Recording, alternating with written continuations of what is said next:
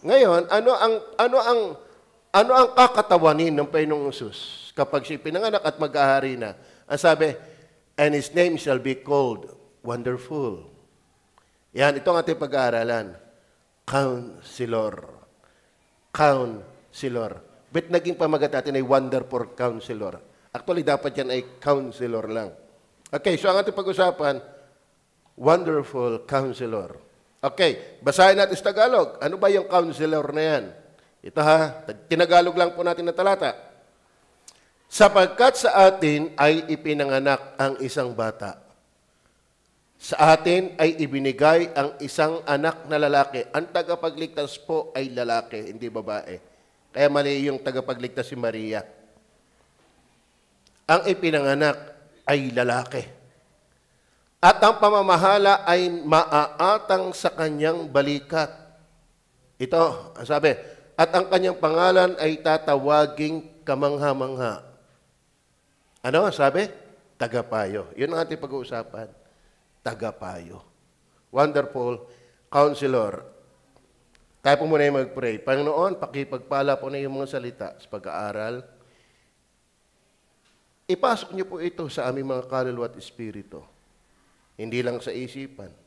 Dahil madali itong mapadlis, madaling tukain ng kaaway. Sa kapangyarihan ng Banal na Espiritu yung manuot sa aming mga diwa. Magkulay sa aming mga buhay. Patawad po muli sa aming pagkukulang sa pangalan ng Panginoong Hesus. Amen. Ang salita pong counselor. Sino ba dito yung counselor? May katungkulan pagiging counselor. Sa school, may mga treasurer, mayroong president, may vice president, mayroong counselor. Ang ibig sabihin ng counselor, taga-payo. Taga-payo. Amen? Pag sinabi pong payo, magbigay ng advice, consult, magbigay ng payo o panukala, plano. So, kayo ba'y nakaranas ng magpayo? Kayo ba'y nakaranas ng payuhan? Magpayo o payuhan. Pero isa sa titulo o pangalan ng Panginoon ay Counselor. Tagapayo. Kaya nga sabi ng John 8:12, ako ang ilaw ng sanglibutan. Ang sumusunod sa akin ay hindi mabubuhay sa kadiliman. Kung bakit ang mga tao ay naliligaw, napapahamak, ibang payo ang sinusundan. Kaya maraming tao hindi tiyak na palangit, ibang payo ang nakuha. Naintindihan niyo ba yan? Napakahalaga po yan. Kayo ba sa mga nakaupo dito, tiyak niyo na ba pag kayo namatay ay palangit? Yung seryoso, yung tiyak ninyo. Panatag ba kayo? Anumang oras kayo kunin ng kamatayan, tiyak niyo bang kayo'y palangit? Alam mo, sa sino mang hindi nakakatiyak, maling payo ang nakarating sa iyo. Kaya makinig kayo, si Kristo'y counselor. Are you with me? Siya ang magbibigay ng tamang aral, tamang advice. Ito ang advice niya para pumunta sa langit. Huwag kayong maniwala sa advice ng iba. Kay Kristo lamang. Bakit? Siya mismo ang advice. Ako ang daan at ang katotohanan at ang buhay. Walang pupunta sa Ama kundi sa pamamagitan niya. Una natin dapat pansinin ay yung kahalagahan ng counsel. Importance of counsel. Bakit? Tingnan niyo po ang verse 9, chapter 9, verses 1 hanggang 3. Mahalaga po ang payo. Mahalaga ba ang payo? Kahit sa pagluluto. Kapag hindi ka marunong magluto, humingi ka ng payo. Amen?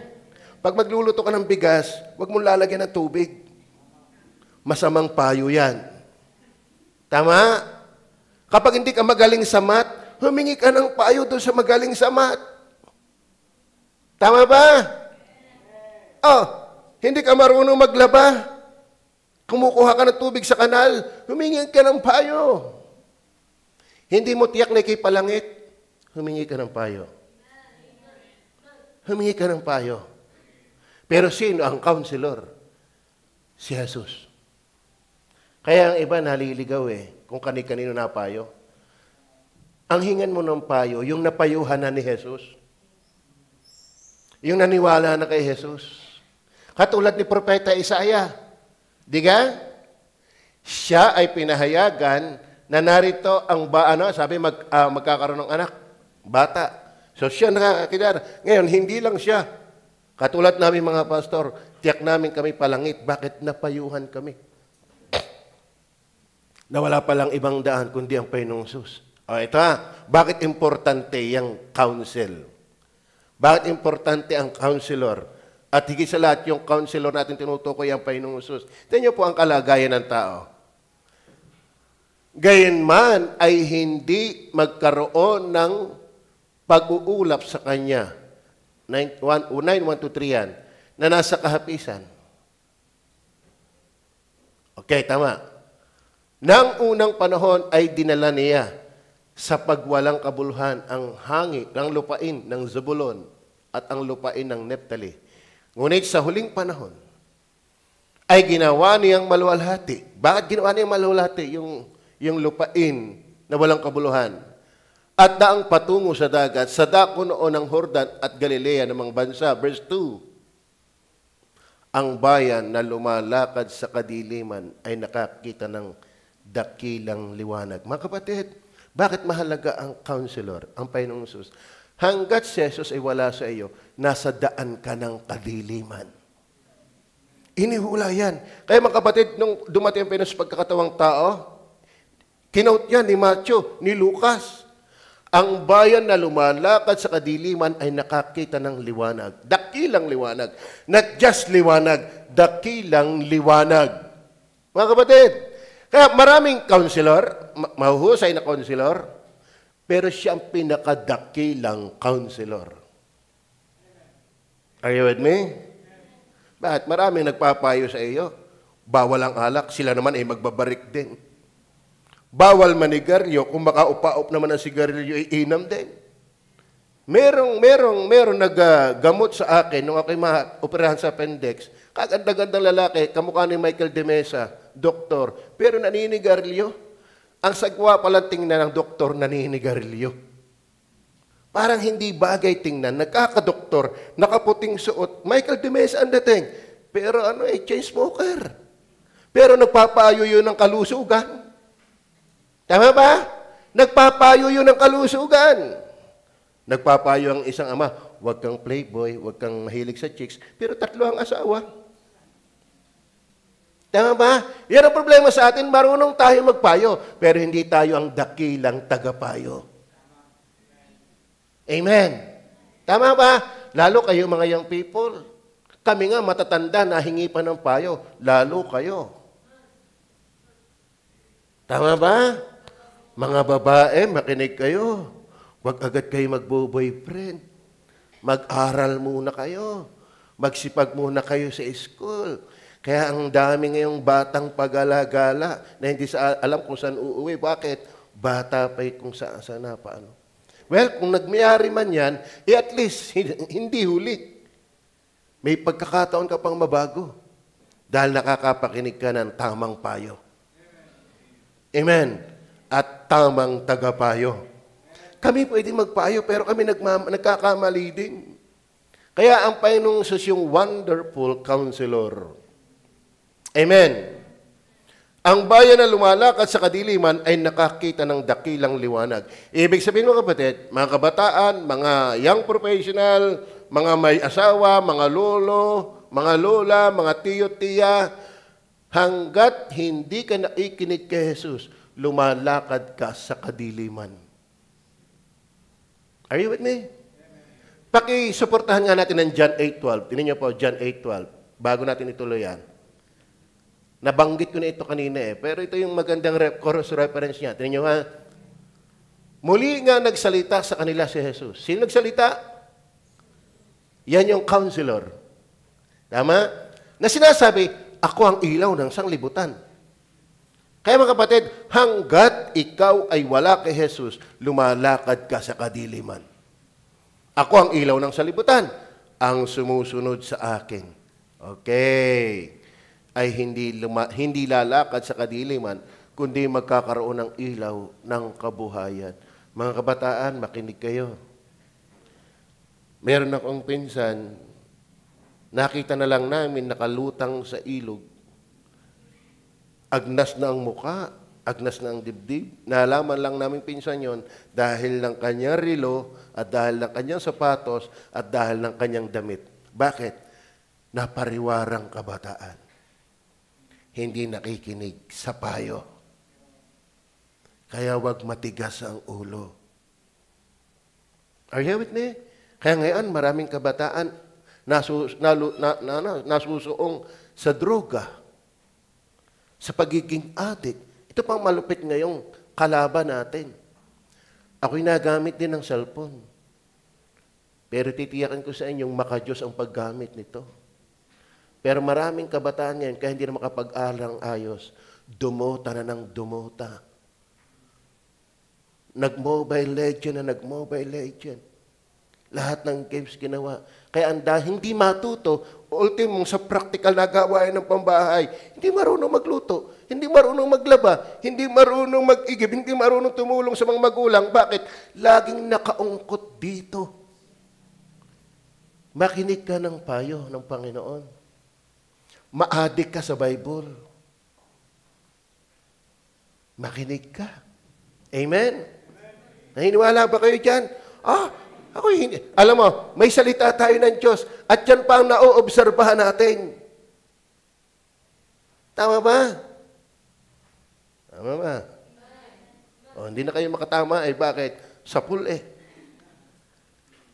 Sapul Tama? Muli nga nagsalita sa kanila si Jesus. Okay, balikan natin ng Isaiah. Bakit importance?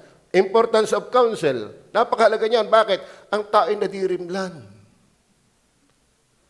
Ang bayan na lumalakad sa kadiliman ay nakakita ng dakilang liwanag. Nung matupad na ang hula na ang anak ay ipapanganak, ito'y mabuting balita. Dumating ng ilaw upang yung lumalakad sa kadiliman. Ayan o. Ay nakakita ng dakilang liwanag. Wow!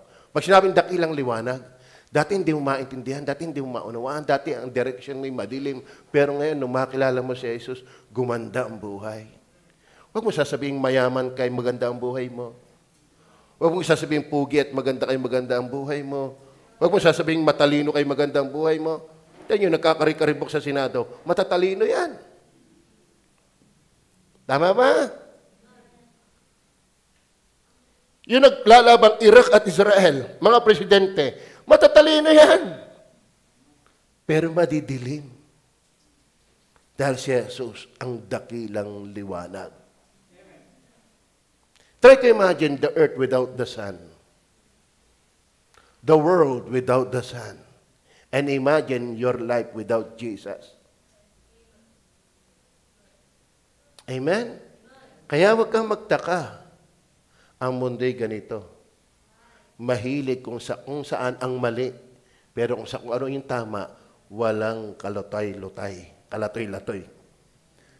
Ang bayan na lumalakad sa kadiliman ay nakakita ng dakilang liwanag. Silang nagsisitahan sa lupain ng lilim ng kamatayan. Kamatayan at karimlan ay synonym. Walang napagaling na walang liwanag. Halaman nga, hindi mabubuhay kung walang liwanag. Ang tao hindi mabubuhay kung wala si Jesus. Tinan niyo kayo, in Him was life, and the light, in Him was life, and the life was the light of men. Tinan niyo po, John 1 verse 4. Naalala ko lang. John 1 verse 4. Nasa Kanya ang buhay, kay Kristo. At ang buhay ay siyang ilaw ng mga tao. Kaya synonym din yung karimlan at kamatayan. Dahil synonym din ang liwanag at ang buhay. Wala kang buhay kung walang liwanag. Patay ka kung kung ikaw ay nasa karimlan. Tingnan yung patay, wala nang liwanag doon. Yung inilibing na, wala nang liwanag doon sa nakalibing na. Kaya ang Kristo, kapag wala sa iyong buhay, spiritually, isa kang bangkay. Yan ang kahalagahan ng counselor. Mahalaga ba? Mahalaga ba? Oh. Ituloy natin ang verse 3 sa Isaiah. Iyong pinarami ang bansa, iyong pinalago ang kanilang kagalakan. Tingnan nyo ha, mga kapatid, kung walang counselor, hindi dadami. Hindi pinalago ang kanilang kagalakan, malungkot ang buhay na walang tamang payo. Lahat ng kabiguan dahil hindi napayuhan ng tama. Naintindihan nyo ba yan? Lahat ng ating kasawian, lahat ng ating kapahamakan, lahat ng ating kalugihan ay sapagkat hindi nakarating sa atin ang liwanag. Hindi nakarating sa atin yung tamang karunungan, yung tamang payo. Kung bakit may mga tao nasa impyerno na ngayon, dahil sila'y madilim. Pinapagdilim ni Satanas. Tingnan niyo po ang 2 Corinthians chapter 4, verse 4. Ano po ang sabi ng Bible? Dumarating po lang yan sa isip habang dinatalakay natin. Na binulag ng Diyos ng sanlibutan ito. Ano ibig sabihin bulag? Madilim, walang tamang liwanag. Sino ang bumulag? Ano ang binulag? Pag-iisip ng mga hindi sumasampalataya. Upang sa kanila'y huwag sumilang ang kaliwanagan ng Ebanghelyo, ng kalwalhatian ni Kristo, na siyang larawan ng Diyos. Alam niyo ba kung bakit maraming tao nasa impyerno ngayon? Hindi nakarating ang counselor. Are you with me? Naintindihan niyo ba yan? Mag-iingat po kayo. Sana naintindihan niyo ito. Balik tayo sa verse 3. Tingnan niyo, ang ganda eh. Alam niyo, nasa konteksto po yan eh. Iyong pinarami ang bansa, iyong pinalago ang kanilang kagalakan. Wow! Hindi lang masaya, pasaya pa ng pasaya. Tingnan niyo yung karanasang napayuhan ng tama, masayang buhay na yan. Tama ha? Napayuhan kang huwag kang manigarilyo, huwag kang magbarik, at sinunod mo, pasaya ka na pasaya. Bakit? Palaya ka ng palaya sa sakit.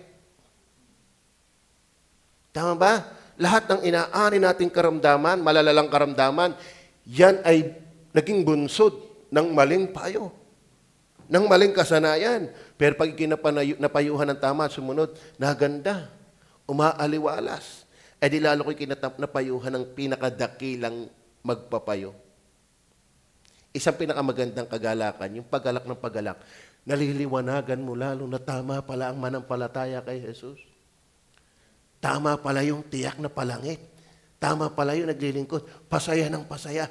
Kumbaga'y padiin ng padiin. Palaot ng palaot. Palawig ng palawig. Hindi yung paukok ng paukok. Palala ng palala. Pasama ng pasama, padilim ng padilim, palubog ng palubog. Kapag ikinapayuhan ni Kristo, sa paganda, hindi sa pasama. Amen. Amen. Sa pasaya, hindi sa palungkot. Sa pasagana, hindi sa palugi. Sa pagiging kagamit-gamit, hindi sa pagiging walang saysay. Are you with me? Sila'y nangagagalak sa harap mo ayon sa kagalakan sa pag-ani. Parang kagalakan sa pag-aani. Wala akong malungkot na nag-aani, lalo't magandang ani. Tanyo, kayo nagtanom ng mangga, kinalabaw pa. Hindi nadali ng mga salot. Kasarap mamitas. Ganyan ang galak kapag napayuhan ng tama. Kapag si Jesus ang nasa iyong buhay. Amen? Gaya ng mga tao na nangagagalak pagka nagbabahagi ng samsam. O noon, pagka may labanan noon. Mayroong 4 na kitongin sa Bible. Ay sila'y pilit na lumabas. Pag hindi tayo lumabas, mamamatay tayo. Ay di lumabas na tayo. Mamamatay din naman eh. Hindi nila alam, yun pala'y panahon na kung saan nilupig ng Diyos ang kalaban ng Israel. At iniwan ng kanilang kalaban ang mga tindahan. Sila'y nanguha ng mga ginto. Ang dami. Ano ka dami nito? Sabi, masama itong ginagawa natin. Dapat ito ipamalita natin. Ibahagi natin. Na ito'y dakilang pagtatagumpay. Ang daming samsam. Ganun ang kagalakan. Yung namumulot kalaan ng maraming pagpapala. Ganun ang kagalakan. Alam mo, pag kinapayuhan ng tama, may kagalakan. Lalo may yung alam mong ikinapayuhan, ito ang tamang paraan ng kaligtasan. Manampalataya ka lang kay Jesus, magsisi ka ng kasalanan. Ito yung maling payo. Sumapi ka sa amin at maliligtas ka. Magdasal ka lang ng 1,000 ama namin. Maling payo yan. Kaya lungkot-lungkot ang buhay mo eh. Ang tagal mo ng tao, wala ka pang pag-asa. Bakit? Maling payo. Wonderful Counselor. That pertains to the Lord Jesus Christ. Amen? Amen? Maliwanag ko ba yan? Tingnan niyo po ang halaga. Proverbs 11 verse 14. Tingnan niyo po 11 verse 14. Kung saan walang 14.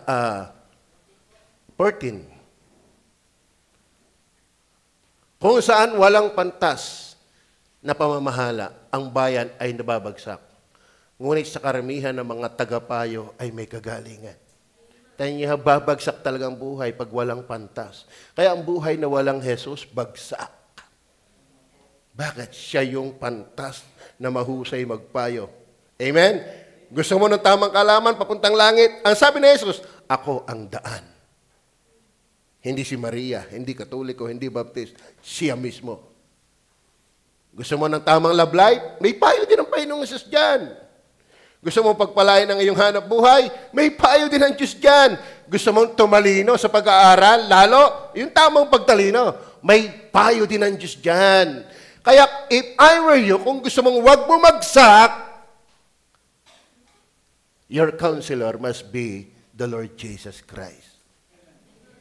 Kung saan walang pantas na pamamahala, katanya, ang ating government, kaya masama, palugso ng lugso. Bakit? Pag hindi pantas ang namamahala, bagsak talaga.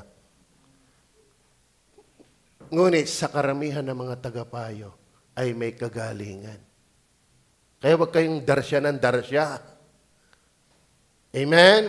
Padalos-dalos. Humingi ka ng payo. At ang pinakamahusay magpayo ay ang Diyos. Sa kanyang mga salita. Amen? Amen. Not only importance of counsel, number 2, yung iniquity of counsel. So, hindi lahat po ng payo ay maganda. Tatandaan niyo po yan. Hindi lahat ng payo ay maganda. Maniwala kayo sa akin. Bakit pag may napasama, kung lahat naman pala ng payo ay maganda? Bakit may mga tao nasa impyerno pa? Ay kung lahat pala ng aral ay maganda. Bakit gatalamak ang kasamaan sa lipunan kung lahat ng payo ay maganda? Tama ba? Tingnan po natin ang verse 10 to 15. 10 to 15. Chapter 8. Mangagsangunian kayo. At siya ay mauuwi sa wala. Sige, kayo mag-aaral din. Kayo mangagsangunian din. Alam niyo mga kapatid, hindi lahat ng payo ng tao ay paniniwalaan mo. Sige, mangagsangunian na kayo. Yay mauuwi sa wala. Mangagsalita kayo ng salita at hindi matatayo. Kaya mga kapatid, hindi lahat ng payo ay tatanggapin. Gumaling na ang payo pag tao lang yan. Hindi yan uubra. Are you with me? Di kayo ganyan ang ginagawa. Mangagsangunian kayo. Sino nga ang ating ilalabas? Tayo patalong na eh. Si Paul Lee o si ano? Nanood ako ng talk and text. Yes, panalo ulit ang talk and text.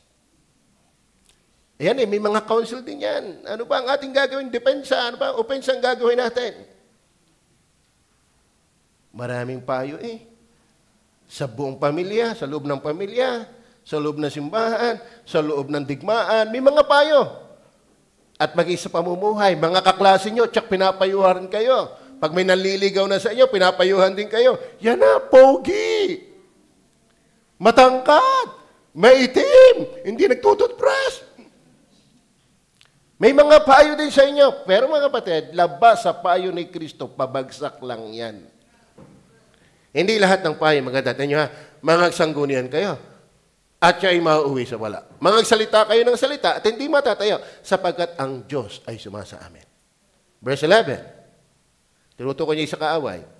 Sapagkat ang Panginoon ay nagsalitang ganito sa akin, na may malakas na kamay. At tinuruan ako na huwag lumakad ng lakad ng bayang ito na sinasabi. Ayan po mga kapatid, ang payo ng Panginoon, huwag kang gagaya sa mga masamang tao. At yung mga masamang taong yan, na walang pagkakilala at pagkatakot sa Panginoon, magsanggunian man yan, hindi yan uubra. Ang payo na mula sa masama ay hindi uubra. At ang sinasabi kong masama ay hindi lang yun ang kahasa, pumatay, hindi.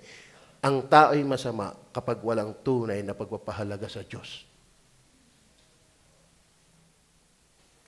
Ang sukatan ng pagiging masama ay yung wala kang hilig sa pinakamabuti. Tatandaan nyo ha, ang sukatan ng pagiging masama ay yung wala kang tunay na hilig sa pinakamabuti. O sa mabuti. Si Jesus yun. Kaya mga kapatid, ang kasamaan ay hindi lang yung paggawa ng masama, kundi yung hindi paggawa ng mabuti. Sapagkat ang Panginoon ay nagsalitang ganito sa akin, na may malakas na kamay, at tinuruan ako na huwag lumakad ng lakad ng bayang ito na sinasabi. Verse 12. Huwag ninyong sabihin, pagbabanta tungkol sa lahat na sasabihin ng bayang ito. Pagbabanta, o huwag mga takot kayo sa kanilang takot, o mangilabot man doon. Verse 13. Ang Panginoon ng mga hukbo, siyang inyong aariing banal. Sa Kanya kayong makinig, huwag sa mga taong walang pakialam sa Diyos. At sumakanya ang inyong takot, huwag sa tao. At sumakanya ang inyong pangingilabot, huwag sa multo. Verse 14. At siya'y magiging pinakasangtuaryo, ngunit pinakabatong katitisuran. Sa kanila na nangatatakot sa Diyos, siya'y kaaliwan, siya'y liwanag, siya'y kapayapaan, siya'y pag-unlad lalo. Ngunit, pinakabatong katitisuran at pinakamalaking batong pangbuwal. Mga kapatid, labanan mo ang Diyos, nilabanan mo ang kanyang pinakamagandang payo. Na pinakabitag at pinakasilo sa mga nananahan sa Jerusalem. Verse 15. Andiyan po ba kayo? At marami ang nangatitiso doon. Yan po ang problema eh. Kala ninyo, lahat ng katitisuran masama. No.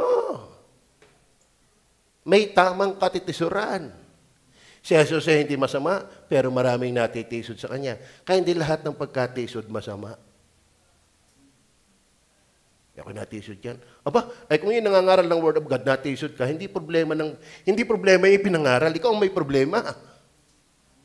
Amen? Amen? May pagkamang kaklase mo, kakumpare mo, di lang na nagmumura na, ulan lang yung magsuntukan. Wala lang, biruan lang. Biruan lang yan. Pero kayo halos magsuntukan ha. Biruan lang to, biruan lang ito. Pero simpleng pangaral ng salita ng Diyos, nasaway ka lang, pambirang yun. Aalis na ako dyan. Palay ganito. Kalahin ba yun? Pag salita ng Diyos, hindi mo madala. Pero pag biruan, nakakatawa ka pa. Delikado ka. Bet ayaw mo ng payo ng tama. Bet pag mali, nakakahalakha ka pa. Are you listening? Amen. At marami ang nangatitiso doon. At nangabubuwal. At nangababalian. At nangasisilo. At nangahuhuli. Kaya mga kapatid, mag-iingat kayo. Hindi lahat ng payo'y tama. Amen. Tama? Kaya kung may pakikinggan ka, nasa Bible ba yan? Amen? Pag may nangaral sa inyo, magpapako rin kayo sa cross, nasa Bible ba yan? Magpabautismo kayo para kayo maligtas, nasa Bible ba yan? Maglagay kayo ng alabok sa inyong noo, nasa Bible ba yan? Ito yung payo ng wonderful counselor. Para patunayan nyo pa, Psalms chapter 1, verse 1 and 2. Ayan nyo po. Andiyan po ba kayo? Ano ating pinag-uusapan? Wonderful counselor. Una, importance of counsel. Mahalaga yan. Hanggat wala kang counselor, ang Panginoong susundian tayo tagapayo, nabubuhay ka sa dilim. Napapahamak ka. Natitisod ka kay Kristo. Number 2, iniquity of counsel. Meron pong masamang payo. Ito ha, tingnan niyo po. Andiyan pa ba kayo pakibasa niyo nga lahat? Verse 1, basa.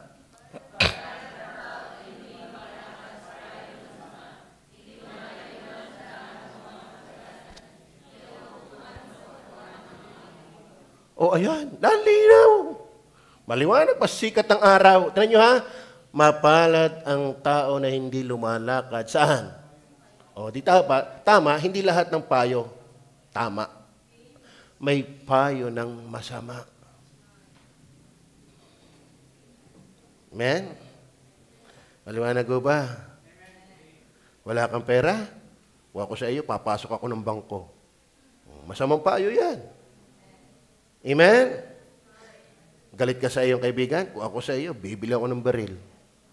Masamang payo yan. Amen? Wala kang magawa? Kung ako sa iyo, maghihit-hit na lang ako. Masamang payo yan. Amen? Ito ang tamang payo. Kung ako sa iyo, pag linggo, sisimba ako. Tama niyo yan. Nawala na ang amen. Kung ako sa iyo, pag lising linggo, sisimba ako. Tama bang payo yan? Amen? Kung ako sa iyo, magsisisi ako ng kasalanan.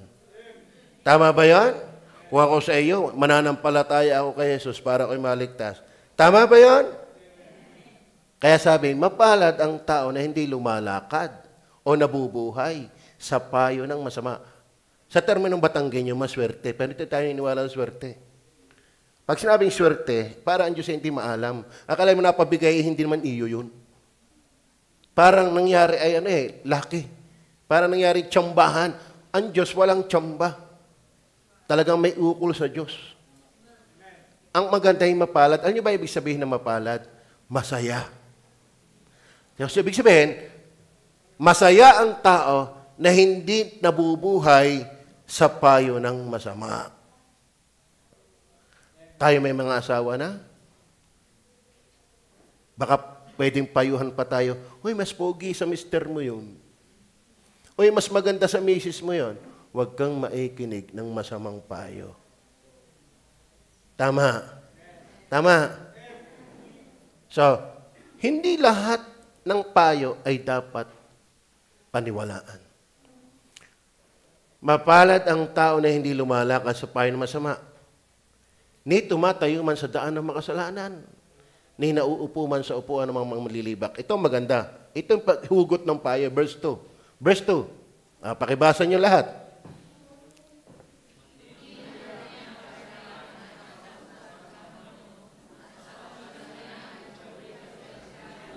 Ayan ang magandang payo.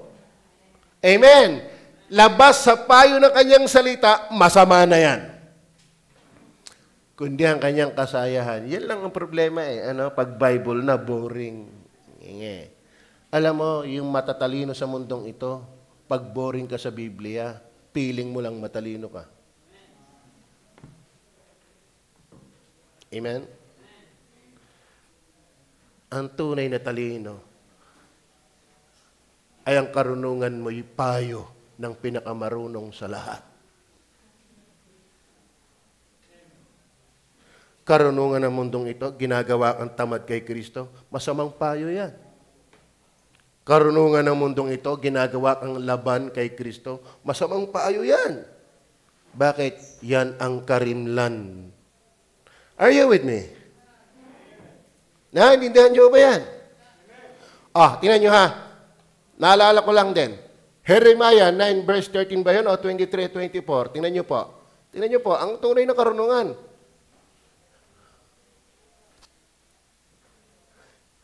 Andiyo pa ba kayo? Ako na babasa. Ganito ang sabi ng Panginoon. Panginoon na may sabi ha? Kayo ba yung iniwala sa Panginoon? Siya yung counselor. Wonderful counselor. Pinakamahusay magpayo. Bakit? Siya yung pinakamarunong sa lahat. Makikita pa natin yan. Kung may time pa. Ganito sabi ng Panginoon, huwag magmapuri ang panta sa kanyang karunungan. Tapos ako ng lahat ng tapos. Alam mo, pinakamatalino ka na, hindi mo major ang lahat. Yung pinakamatalino dito, hindi mo major ang lahat. Pag minajor mo ang lahat, major problem ka. Tama ha? Ganito sabi ng Panginoon, Huwag magmapuri ang pantas sa kanyang karunungan. Kaya tunay na marunong, nababa lamang kay Jesus, hindi nayabang. Si Lucifer, binigyan lang ng karunungan ng Diyos, yumabang na ngayon, Satanas siya. Kaya mag-iingat ka sa karunungan mo. Ang tunay na karunungan ay Diyos. Tanyo ha? Ganito sabi ng Panginoon, huwag magmapuri ang pantas sa kanyang karunungan o magmapuri man ang makapangyarihan sa kanyang kapangyarihan. O, hindi niya pati kay Presidente, Vice President, o anumang katungkulan meron ka, huwag kang magmamapuri. Bakit? Huwag mapapuri ang mayaman sa kanyang kayamanan. Ay, di lalo naman kung walang yaman. Huwag kang mayabang. Amen? Yung mayaman, di na dapat magyabang. Ay, di lalo kung wala pa. Nangangarap pa lang, ay nayabang na. Ay, di lalo kung ikinaan dyan na. Verse 24. Ito ang halos dapat natin ipagmapuri. Kundi magmapuri sa ganito, ang lumulwalhati na kanyang nauunawa. Ito yung tamang karunungan. At kanyang nakikilala. Sino? Ako. Yun ang Diyos. Na ako ang Panginoon. Na nagsasagawa sa lupa ng kagandahang loob. Sa totoo na.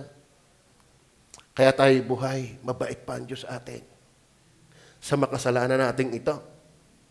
Amen? At ano sabi pa?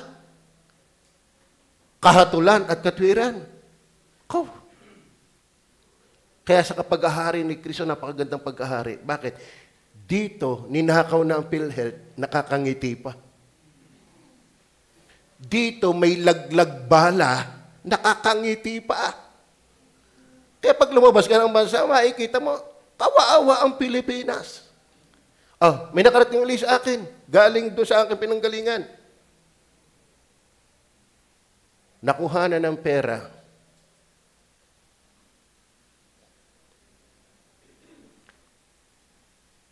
What a system.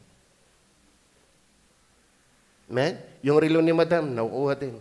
Hindi naman nila alam na di palito yun. Kaya nga nakalawlaw lang doon, bait yun, bait. May nakuha din nga eh.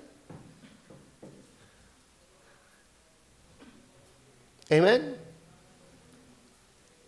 Kahatulan at katwiran.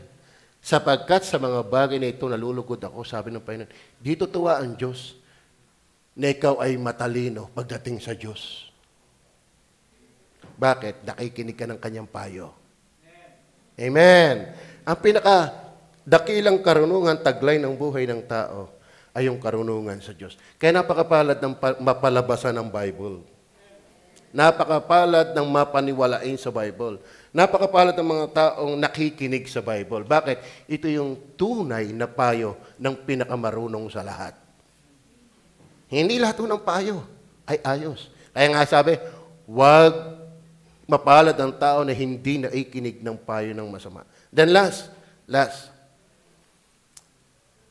Wonderful counselor, number 1, importance of counsel, iniquity of counsel. Ito po pinakamaganda. Kaya ang Diyos po ay wonderful counselor kasi ito yung infallible counsel. Pag sinabi pong infallible, ang payo ng Diyos hindi nagkakamali. Oh. Pwede naman ako yung magpayo ng tama. Ang problema sa akin, ako na nagpapayo ng tama, ako yung nagkakamali. Pero si Kristo, nagpayo, ang kanyang payo ay hindi mali, at siya na nagpapayo ay walang butas. Siya'y walang kamali-mali. Bukod sa kanyang turo, maging siya na nagturo. Tayo pwede magsalita ng tama, pero malaki ang ating tama. Tama ba? Si Kristo pang nagpayo, infallible. Bakit? Hugutin natin po sa talata. Hugutin po natin sa talata. Verse 6. D. Sapagkat sa atin ipinanganak ang isang bata, sa atin ay ibinigay ang isang anak na lalaki, at ang pamamahala ay maatang sa kanyang balikat, at ang kanyang pangalan ay tatawaging kamangha-mangha. Alam mo kapatid, pag sinabing wonderful, yan po ay extraordinary. Hard to understand thing. Ibig sabihin mga kapatid, ang karunungan ng Diyos ay malalim, malawak. Kumbaga sa dagat, mga kapatid, ang nakikita lamang natin, mga isda, mga butete, dulong, yung maliliit na isda, pagka maliwanag. Pero ang Diyos ay may laot ng karagatan. At ang karagatan ay may pusod. Are you with me? Ang ating nalalaman lamang ay latak. Pero ang Diyos alam ang walang hanggan hanggang sa walang hanggan. Alam niya ang bilang ng iyong buhok kasama na ang nalaglag. Alam niya ang bilang ng bituin sa dagat. Sa langit. At alam niya ang bilang ng mga buhangin. Tayo dumakot ng buhangin. Dumakot ka ng buhangin. Pag nadakot mo yan, kaya mo bang bilangin yung nadakot mo? Partidang yung dakot mo lang, hindi mo kayang bilangin. Ay lahat ng buhangin na mayroong dagat, lahat ng mga dagat na mayroong buhangin, bilang ng Diyos yan. Kaya infallible pag siya nagpayo. Sureball yan. Kaya mga kapatid, ang inyong pakinggang payo, yung payo ng wonderful. Kaya mga kapatid, mali yung salitang tumiwala ka sa puso mo. That's wrong. Dinggin mo lang ang tibok ng puso mo. Bakit? Ang puso ng tao ay masama at mangdaraya. Are you with me? Wonderful Counselor. Kaya, una, importance of counsel, inequity of counsel. Then itong ating titingnan, infallible. Bakit? Kanya, extraordinary, hard to understand thing. Wonder, pag sinabi wonder, of God's acts of judgment and redemption. Si Solomon nga, binigyan laan ng karunungan ng Diyos. Grabe kung siya mag-execute ng judgment. Nabasa niyo ba yan? Nung may dalawang babaeng, may anak. Naintindihan niyo ba yan? Nabasa niyo ba yan? Ay masarap tumulog pareho. Nayak-yak ng isang ina yung kanyang bata. Namatay. At ang ginawa, habang tulog yung ina na may anak na buhay, pinagpalit. Nabasa niyo ba yan? Pinagpalit. At nung nagising yung isa, bit patay ang anak ko. Yung isa naman, wala lang. Pero halata na yung, bit iti pango. Hindi ko dito akin. Kapit-bahay ito. Magwiwiting pa. Hindi ito akin. So, nag-aanuhan, ang buhay ang akin. No, hindi. Akin yan, akin. Nag-aaway. Inilapit kay Solomon. Di ba? Naglatag ng kanilang mga hinaing. Actually, ako'y natutulog. Ay, magising ako, bit patay ang aking anak. Tapos yung tingin ko yun, bakit ang tangos ang ilong yun? Repirat yun ang anak ko. Siyempre, si Solomon, wala sa aktong yun. Ang ginawa ni Solomon, kumuha ng itak. Di ka? Okay, akin na yung buhay na bata. Sabi, hahatiin ko. Nabasa niyo ba yan? At ibibigay ko sa inyo tig-isa. Alam niyo, sabi ng tunay na ina, wag na po. Ibigay niyo na po, anak ko yan. At sabi ni Solomon, yan ang tunay na ina. Ay mga kapatid, ang paghatol ng Diyos, hindi yan nakabase sa inyo. Hindi yan sa ikipa-effect. Hindi. Ang Diyos ay hahatol lang ng kung ano yung tama. At bakit? Alam niya kung sino ang salarin. Hebrew chapter 4 verse 13, lahat ng bagay hayag sa kanyang paningin. Sa harap na yung hahatol sa atin. Pwede ka magbait-baitan, pwede ka magkunwa-kunwarian, pero kilala ka ng Diyos. Kaya ang pag-ang Diyos na nagpayo, infallible yan. Kaya ang payo ng Diyos, magsisi ka na lang at manampalataya kay Jesus. Wala tayong maitatago. Kaya wonderful counselor. Amen? Una, bakit infallible? Ay wonderful eh. Letter B, basahin pa natin letter B. Nandiyan pa ba kayo? Malapit na akong matapos. Mighty God. Mighty God. Pag siya nagpayo, sureball yan, infallible yan. Bakit? Diyos Amen? Tayo ngayon nakakapagpayo ng tama kahit paano. Ay di lalo yung Diyos. Nakikinig ho ba kayo? Yung iba talagang ibang makinig, talagang focus na focus. Are you with me? Pero sa totoo na, kayo magmukhang hindi para nakikinig, pero dapat na kayo pabalik-balik, kayo yung nakikinig. Pero akala mo seryoso, tapos sa linggo'y wala uli. Hindi nakinig yun. Ako niniwala ang tunay na natututo, pabalik-balik. Amen. Pero yung hindi natututo, paliban-liban. Pawala-wala. Walang naiintindihan yun. Akala lang niya may naiintindihan. Pero kung hindi mo kayang tumugon sa iyong naiintindihan, wala ka talagang tunay na naiintindihan. Yabang lang yan. Are you with me? Tama ang guyang, pag nakakita ng tamis, pabalik-balik. Kung nakita mo si Jesus, babalik-balikan mo yan. Kung kaya nga't hindi ka mawili kay Jesus, wala ka pang tunay na naiintindihan sa Kanya. Are you listening? Are you listening? Kung ikaw ay mamamalakaya, alaman mo na kung saan lagi marami ang isda. Hindi ka pupunta sa lugar na walang isda. Bakit? Anong klaseng pagpapagal yon? Kahit nga yung pasahero, alam niya kung saan nakatayo malimit ang sasakay. Kaya malimit siya doon nadaan. Kaya mga kapatid, babakayan mo ang Panginoon kung talagang siya'y naiintindihan mo na. Are you listening? Are you listening? Kung kaya mo siyang iitsa, kaya mo siyang itapon, kaya mo siyang ikompromiso, hindi ganun ang Panginoon. Ang tunay na sensitibo sa Panginoon, may tamang tugon sa Panginoon. Are you with me? Letter C. Hindi ko napapatulan ng mga talata. Bakit infallible counsel yan? Wonderful God, wonderful, mighty God, everlasting Father. Amen? Hindi siya ama noon lang.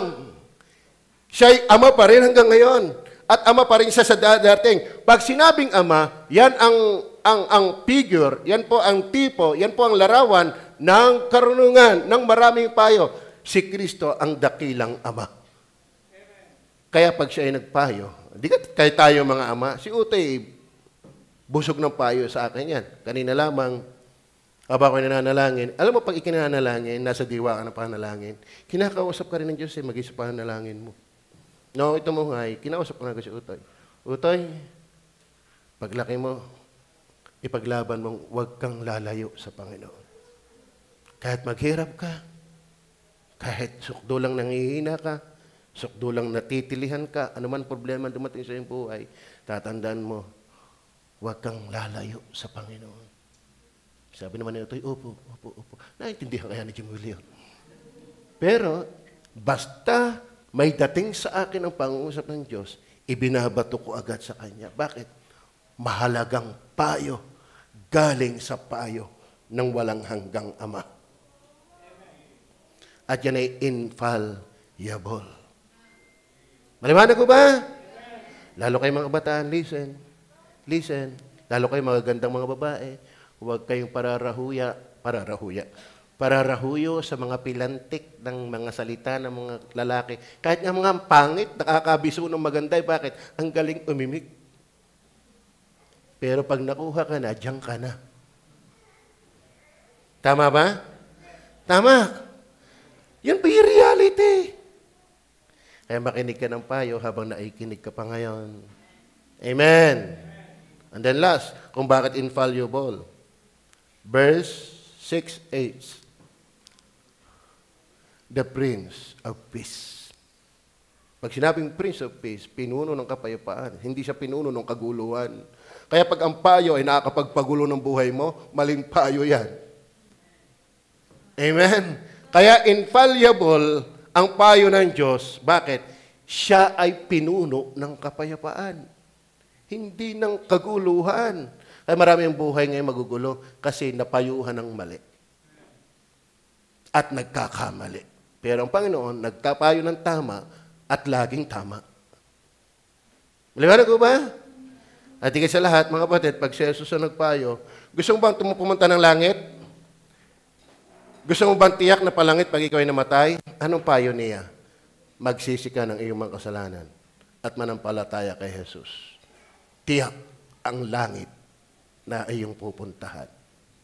Pero mainiwala ka sa payo ng mga mangangaral ngayon, magpabinyag ka, magpabautismo ka, sumapi ka sa amin. Nako, hindi yan ang payo ng counselor. Amen? Alam niyo po, kung ang relihiyon lang na magliligtas, ba't pa nagkatawan tao si Kristo, ay may relihiyon na noon. Kung kabutihan lang ng tao, mas maraming mababait noon kaysa sa ngayon. Pero bakit nabayubay pa rin sa krus ng Kalbaryo si Jesus? Bakit? Ang kabaitan hindi nagliligtas. Si Jesus ang tagapagligtas. Tama? Maliwanag ho ba? Tayo po'y manalangin. Mapagpala namin, Diyos sa langit. Salamat po sa napakaliwanag na mga payo mula sa tagapayo. Ito po yung napaka-importanting payo. Sapagkat hanggat ang tao ay wala sa ilalim ng iyong payo, ay nabubuhay sa karimlan, kapahamakan, kamiserablihang buhay. At hindi lahat ng payo ay masama. Mayroong iniquity. Kaya mapalad ang tao na hindi lumalakad sa payo ng masama.